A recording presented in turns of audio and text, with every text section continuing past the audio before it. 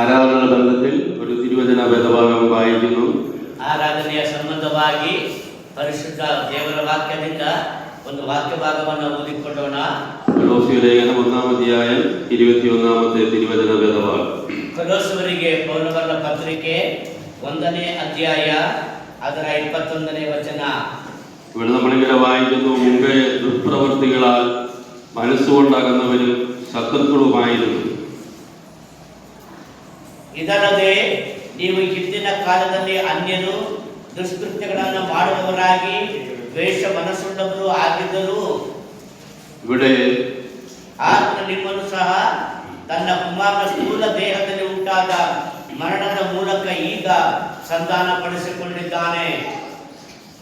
ഇവിടെ 3 കാര്യങ്ങൾ ഈ തിരുവചന വേദഭാഗത്തോടുള്ള ബന്ധത്തിൽ ആസ്പദമാക്കി ദൈവാത്മാവ് രേഖപ്പെടുത്തുവാനിടയായി തീർന്നു. ಈ ವಾಕ್ಯ ಭಾಗದಲ್ಲಿ ದೇವರ ಪರಿಶುದ್ಧಾತ್ಮನು ತಾನು ನಮ್ಮೆಲ್ಲರಿಗೂ ಕೂಡ ಅರ್ಥವಾಗುವಂತ 3 ಅಂಶಗಳನ್ನ ಆತನು ಬರೆಸಿದ್ದಾನೆ.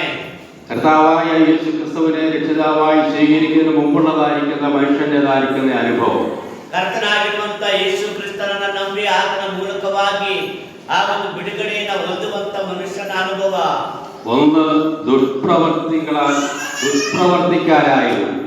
ನಾನು ನೋಡುವಾಗ ನಾವು ಮನುಷ್ಯರು ಏನಾಗಿದ್ದೆವು? ದುಷ್ಕೃತ್ಯಗಳನ್ನ ಮಾಡುವವರಾಗಿದ್ದೆವು. 2 മനസ്സുകൊണ്ട് അകന്നവരായി. ಎರಡನೇದಾಗಿ ದ್ವೇಷ ಮನಸ್ಸುಳ್ಳವರಾಗಿದ್ದೆವು. ശത്രുക്കളായി. ಹಾಗೆ ನಾವೆಲ್ಲರೂ ಕೂಡ ನಾವು ಆ ವೈರಿಗಳು ಆಗಿದ್ದೆವು. ഇങ്ങനെ ദൈവത്തിൽ നിന്ന് അകലപ്പെട്ടതായിരിക്കുന്ന മനുഷ്യവർഗത്തെ രക്ഷിക്കുവാൻ പിതാവായ ദൈവം ഒരുക്കിയതായിരിക്കുന്ന പദ്ധതിയാണ് പുത്രൻ കൂടിയുള്ളതായിരിക്കുന്ന ആത്മരക്ഷ.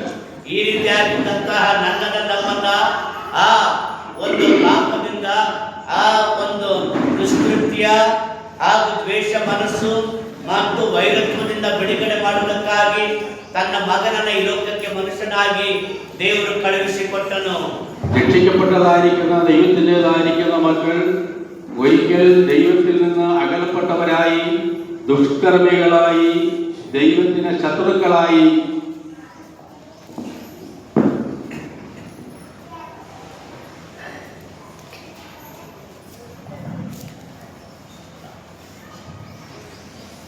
ഇവിടെ തിരുവനന്തപുരത്തിൽ വായിക്കുന്നത് പോലെ ഒരിക്കൽ മനസ്സുകൊണ്ടാകുന്നവരും ശത്രുക്കളും ദുഷ്കർമ്മികളുമായിരുന്നു. ನಾವುಗಳು ಅನ್ಯರು ದುಷ್ಕೃತ್ಯಗಳನ್ನ ಮಾಡುವವರು, ದ್ವೇಷ ಮನಸ್ಸುಳ್ಳವರು ಆಗಿ ನಾವು ದೇವರಿಗೆ ವೈರಿಗಳಾಗಿದ್ದೆವು. കർത്താവായ യേശുക്രിസ്തു മുഖാന്തരം മനുഷ്യവർഗത്തിൽ ഒരുക്കിയതായിരിക്കുന്ന രക്ഷയുടെ അനുഭവം ജീവിതത്തിൽ അനുഭവിച്ചവർക്ക് ഇപ്പോൾ അവർ എങ്ങനെയായിരിക്കുന്നു എന്നുള്ളതാണ്.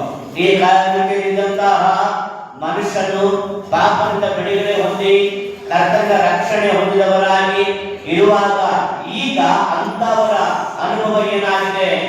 എന്നാൽ ഇപ്പോൾ നിങ്ങൾ അവന്റെ മുമ്പിൽ 22ാമത്തെ വാക്യം, നിങ്ങൾ അവന്റെ മുമ്പിൽ വിശുദ്ധരും നിഷ്കളങ്കരും കുറ്റമില്ലാത്തവരുമായി നിർത്തിയിരിക്കുന്നു. ಆದ್ರೆ ಈಗ ಏನಾಗಿದ್ದಾರೆ? 22ನೇ ವಚನ ನೋಡುವಾಗ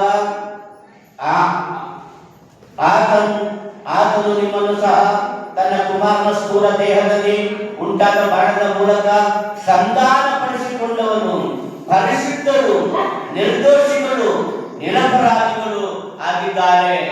പിതാവായ ദൈവം പുത്രൻ മുഖാന്തരമായി നമുക്ക് നൽകിയ രക്ഷ മുഖാന്തരം ഇപ്പോൾ ദൈവസന്നിധാനത്തിൽ നമ്മൾ എങ്ങനെയുള്ളവരായിരിക്കുന്നു എന്നുള്ളത് ഈ വചനത്തിൽ സ്പഷ്ടമാകുന്നു. ತಂದೆಯಾದ ದೇವರು ಇಂತಹ ಆ ದುಷ್ಕೃತ್ಯಗಳನ್ನು ಮಾಡುವವರು, ಅನ್ಯರು, ದ್ವೇಷ ಮನಸ್ಸುಳ್ಳವರು ಆಗಿದ್ದಂತಹ ನಮ್ಮನ್ನ ಆತನು ರಕ್ಷಿಸಿ ಈಗ ಆತನನ್ನು ಸಂಧಾನಪಡಿಸಿಕೊಂಡು ಪರಿಶುದ್ಧರನ್ನಾಗಿಯೂ ನಿರ್ದೋಷಿಗಳನ್ನಾಗಿಯೂ ನಿರಪರಾಧಿಗಳನ್ನಾಗಿಯೂ ಆತನು ಮಾಡಿದ್ದಾನೆ.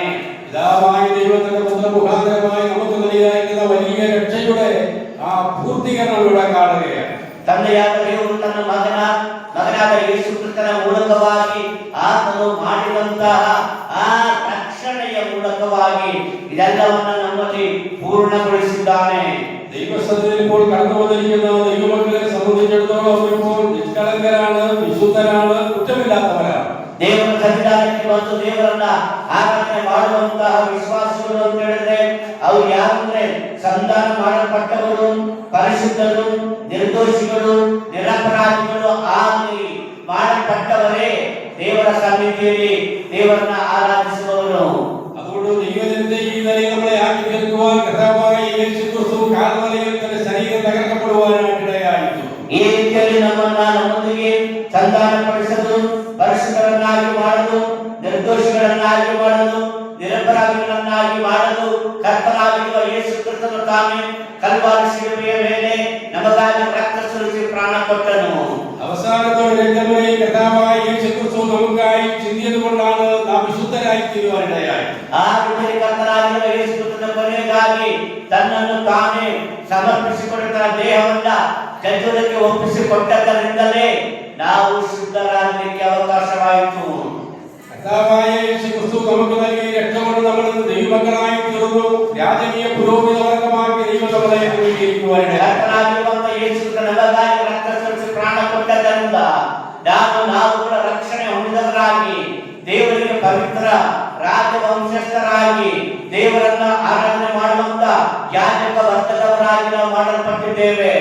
നമ്മളെ രാജകീയ പുരോഹിത വർഗരാക്കി നിത്യരാജ്യത്തിലേക്ക് എത്തിക്കുവാൻ കർത്താവായ യേശു ക്രിസ്തു നൽകിയതായിരിക്കുന്ന വലിയ രക്ഷ യസ്തവന മുതൽ അനുഭവിച്ചതായിരിക്കുന്ന ബലികളെ നാം ഓർക്കേണ്ടതാണ്. ನಾವುಗಳು ಆ ರೀತಿಯಲ್ಲಿ ಕರ್ತನಾದ ದೇವರನ್ನು ಆರಾಧನೆ ಮಾಡುವ ಪವಿತ್ರ ರಾಜವಂಶಸ್ಥರಾದ ಯಾಜಕರನ್ನಾಗಿ ಮಾಡುವುದಕ್ಕಾಗಿ ಆತನ ನಮಗೋಸ್ಕರವಾಗಿ ಅನುಭವಿಸಿ ಮಾಡಿದಂತ ಶ್ರೇಷ್ಠ ಕಾರ್ಯವನ್ನ ನಾವು ಜ್ಞಾಪಕ ಮಾಡಿಕೊಳ್ಳುತ್ತೇವೆ. മനുഷ്യവർഗത്തിന്റെ ഭാവത്തിന്റെ ഭയാനകമായിരിക്കുന്ന വേദ മുഖാന്തരമായി കർത്താവായ യേശു ക്രിസ്തുവിന്റെ വിയർപ്പ് തുള്ളികൾ രക്തത്തുള്ളികളായി തീരുവാനിടയായിരുന്നു. ಕರ್ತನಾಗಿರುವಂತ ಯೇಸು ಕ್ರಿಸ್ತನ ಮಾನವನ ಎಲ್ಲ ಪಾಪದ ಮೇಲೆ ಹೊತ್ತುಕೊಳ್ಳುವಾಗ ಆತನ ನೆಚ್ಚಿನ ತೋಟದಲ್ಲಿ ಪ್ರಾರ್ಥನೆ ಮಾಡುವಾಗ ಅವರ ಬೆವರಿನ ಹನಿಗಳು ರಕ್ತದ ಹನಿಗಳು ಪಾದಿಯಲ್ಲಿ ನೆಲಕ್ಕೆ ಬೀಳುತ್ತಾ ಇದ್ದರು ಎಂಬುದಾಗಿ ಓದುತ್ತೇವೆ. മനുഷ്യവർഗത്തിൻ്റെതായിരുന്ന ഭാവത്തിന്റെ ഭീകര ഭയാനകവും ഭയങ്കരവുമായിരുന്നു. ಮನುಷ್ಯನ ಪಾಪ ಅಷ್ಟರ ಮಟ್ಟಿಗೆ ಘೋರವಾಗಿತ್ತು.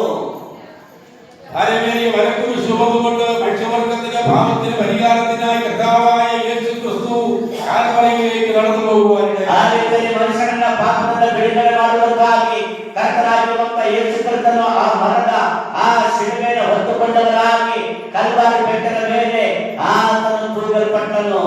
പാപം ചെയ്ത് ദൈവത്തിന് അകപ്പെട്ടതായിരിക്കുന്ന മനുഷ്യവർഗത്തെ പിതാവിലേക്ക് അടുപ്പിക്കുവാൻ പുത്രനായ ക്രിസ്തുയേശു മനുഷ്യവർഗത്തിന്റെ പാപങ്ങളെ ഏറ്റെടുക്കുവാനിടയായി. ಯಾವ ಪಾಪದ ನಿಮಿತ್ತವಾಗಿ ಮನುಷ್ಯನ ದೇವರಿಂದ ದೂರವಾಗಿದ್ದಾನೋ ಆ ಮನುಷ್ಯನನ್ನ ದೇವರೊಂದಿಗೆ ಒಂದು ಮಾಡುವುದಕ್ಕಾಗಿ ಕರ್ತನಾಗಿರುವ ಯೇಸು ಕ್ರಿಸ್ತನು ತಾನೇ ಕಲ್ವಾರಿ ಶಿಲುಬೆಯ ಮೇಲೆ ಆತನು ತೂಗಲ್ಪಟ್ಟನು. ಆತನ ಮರಣವನ್ನು ಅನುಭವಿಸಿದನು. പാപമില്ലാത്ത പരിശുദ്ധനും വെള്ളന്മാരുടെ മധ്യേ മൂന്നാണിമേൽ തൂക്കപ്പെടുവാനായിട്ടിടയായി. ಪಾಪವಿಲ್ಲದಂತಹ ಆ ಪರಿಶುದ್ಧ ಯೇಸು ಕ್ರಿಸ್ತನು ಆತನ 3 ಮೊಳೆಗಳಿಂದ ಜಡಿಯಲ್ಪಟ್ಟು ಕಲ್ವಾರಿ ಶಿಲುಬೆಯ ಮೇಲೆ ಆತನು ತೂಗಿ ಹಾಕಲ್ಪಟ್ಟನು.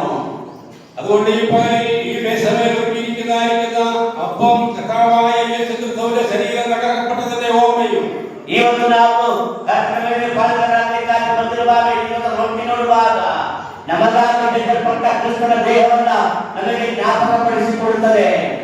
അനമാത്ര കർത്താവായ യേശു ക്രിസ്തുവിന്റെ രക്തത്തിന്റെ ഓർമ്മയും ಆ ಒಂದು ಪಾತ್ರ ನೋಡುವಾಗ ನಮಗಾಗಿ ಕರ್ತನಾಗಿರುವ ಯೇಸು ಕ್ರಿಸ್ತನು ಸುರಿಸಿದ ರಕ್ತವನ್ನು ನಮಗೆ ಜ್ಞಾಪಕಗೊಳಿಸುತ್ತದೆ. കർത്താവ് ഒരുപാട് താമസമായതുകൊണ്ട് ഒരു പ്രാവശ്യം കൂടി മേശമേൽ ദൈവത്തെ ആരാധിക്കുവാൻ നമ്മുടെ ദൈവത്തിന് ഭാഗ്യം നൽകി. ಕರ್ತನಾಗಿರುವ ಯೇಸು ಕ್ರಿಸ್ತನು ಇನ್ನೂ ಕೂಡ ಬರದಿದ್ದರಿಂದ ಆತನ ಎರಡನೇ ಬರೋಣ ಆದರೆ ಇದ್ದರಿಂದಲೇ ನಾವು ಮತ್ತೊಂದು ಸಾರಿ ದೇವರ ಸನ್ನಿಧಾನಕ್ಕೆ ಬಂದು ಆತನನ್ನ ಆರಾಧನೆ ಮಾಡುವುದಕ್ಕೆ ಅವಕಾಶ ಉಂಟಾಯಿತು. കർത്താവായ യേശു ക്രിസ്തുവിനെ രക്ഷിതാവും കർത്താവായി സ്വീകരിക്കുകയും യാഗസ്ഥാനം സ്വീകരിക്കുകയും ചെയ്ത ഏവർക്കും പങ്കാളികളായി തീരുവാൻ ദൈവസഭ അംഗീകാരവും നൽകിയിരിക്കുന്നു. ಕರ್ತನಾಗಿರುವಂತ ಯೇಸು ಕ್ರಿಸ್ತನಿಗೆ ನಮ್ಮ ಪಾಪಗಳನ್ನು ಅರಿಕೆ ಮಾಡಿ ಆತನ ಅಂಗೀಕಾರ ಮಾಡಿಕೊಂಡು ರಕ್ಷಣೆ ಹೊಂದಿ ನಾವು ಪಾಪ ಪರಿಹಾರವನ್ನು ಹೊಂದಿ ಆತನ ಮಕ್ಕಳಾಗಿ ಆತನ ಸನ್ನಿಧಾನಕ್ಕೆ ಬಂದು ಆರಾಧನೆ ಮಾಡುವಂತಹ ಕೃಪೆ ಹೊಂದಿದವರು ನಾವಾಗಿದ್ದೇವೆ.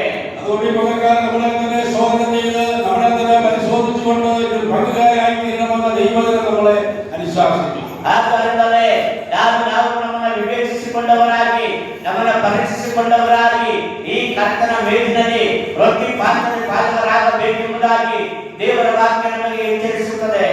തന്നെത്താൻ വിധിച്ചാൽ വിധിക്കപ്പെടുകയില്ല എന്ന് തിരുവചനത്തിൽ വായിക്കുന്നു. ನೋಡುವಾಗ ಅಲ್ಲಿ ಮನುಷ್ಯನ ತನ್ನ ವಿವೇಚಿಸಿಕೊಂಡವರಾಗಿಯೇ ಬರಬೇಕೆಂದು ವಾಕ್ಯ ಹೇಳುತ್ತದೆ. അതുകൊണ്ട് ഇപ്പോൾ നമ്മൾ തന്നെ നമുക്ക് ശോധന ചെയ്യാം. ಆ ರೀತಿಯಲ್ಲಿ ದೇವರು ನಮಗೆ ಅವಕಾಶವನ್ನು ಕೊಟ್ಟಿದ್ದಾನೆ. നമ്മുടെ കർത്താവായ യേശു ക്രിസ്തു മരിച്ചടക്കപ്പെട്ടു മൂന്നാം നാൾ ഉയർത്തെഴുന്നേറ്റ് പിതാവിന്റെ മഹിമയിൽ ഇന്നും ജീവിക്കുന്ന ഭക്തന്മാരെ ചേർക്കുവാൻ വേണ്ടി വരും. ಕರ್ತನಾಗಿರುವ ಯೇಸು ಕ್ರಿಸ್ತ ಲೋಕದಲ್ಲಿ ಜೀವಿಸಿ ಪರಿಶುದ್ಧನಾಗಿದ್ದು ಆತನ ರಕ್ತ ಸುರಿಸಿ ಪ್ರಾಣ ಕೊಟ್ಟು ಸತ್ತು ಉಣಲ್ಪಟ್ಟು ಬಂದಿದ್ದಾನೆ. ಆತನು ವಾಗ್ದಾನ ಮಾಡಿದ ಹಾಗೆ ಎರಡನೇ ಸಾರಿ ಆತನು ಮತ್ತೊಮ್ಮೆ ಬರುತ್ತಾನೆ ತನ್ನ ಮಕ್ಕಳನ್ನ ಕರೆದೊಯ್ಯುವುದಕ್ಕಾಗಿ. പിതാവായ ദൈവത്തോട് കൂടി ഒരുക്കിയതായിരിക്കുന്ന ഈ ആത്മരക്ഷയുടെ പ്രധാനം കർത്താവായ യേശു ക്രിസ്തു കൂടി ഏത് മനുഷ്യനെയും ക്രിസ്തുവിൽ തികഞ്ഞവരാക്കി നിർത്തുവാനായിട്ടാണ്. ಅರುಣವಾದ ತಂದೆಯಾದ ದೇವರ ಯೋಜನೆಯಂತೆಯೇ ತನ್ನ ಮಗನಾದ ಯೇಸು ಕ್ರಿಸ್ತನ ಆ ಒಂದು ಯಜ್ಞಾರ್ಪಣೆಯ ಮೂಲಕವಾಗಿ ನಾವು ರಕ್ಷಿಸಲ್ಪಟ್ಟವರಾಗಿ ಆತನನ್ನ ಆರಾಧನೆ ಮಾಡುವುದಕ್ಕೆ ಬರುವಂತ ಅವಕಾಶ ಉಂಟಾಯಿತು. കർത്താവായ യേശു ക്രിസ്തു ഭക്തന്മാരെ ചേർക്കുവാനുള്ള സമയം കടന്നു വരും. അതുകൊണ്ട് പ്രത്യാശയോടും ഭയത്തോടും ഭക്തിയോടും കൂടെ നമ്മുടെ പ്രവാസകാലം കഴിക്കാവുന്ന ഭംഗിയുടെ വാക്കുകൾ ഉപസംഹരിക്കുന്നു. കർത്താവ് നമ്മളെ സഹായിക്കും. ಆದ್ದರಿಂದ ನಾವುಗಳು ದೇವರ ವಾಕ್ಯ ಹೇಳುವ ಹಾಗೆ ರಾಜ್ಯವನ್ನು ಹೊಂದುವರಾಗ ನಾವು ಭಯದಿಂದಲೂ ಭಕ್ತಿಯಿಂದಲೂ ಕರ್ತನ ಸನ್ನಿಧಿಗೆ ಬಂದು ಕರ್ತನನ್ನ ಆರಾಧನೆ ಮಾಡಲಿಕ್ಕೆ ಕರ್ತನನ್ನ ಜ್ಞಾಪಕ ಮಾಡಿಕೊಳ್ಳುವುದಕ್ಕೆ ದೇವರು ನಮ್ಮೆಲ್ಲರಿಗೆ ತನ್ನ ಆತ್ಮನ ಮೂಲಕ ಸಹಾಯ ಮಾಡಲಿ.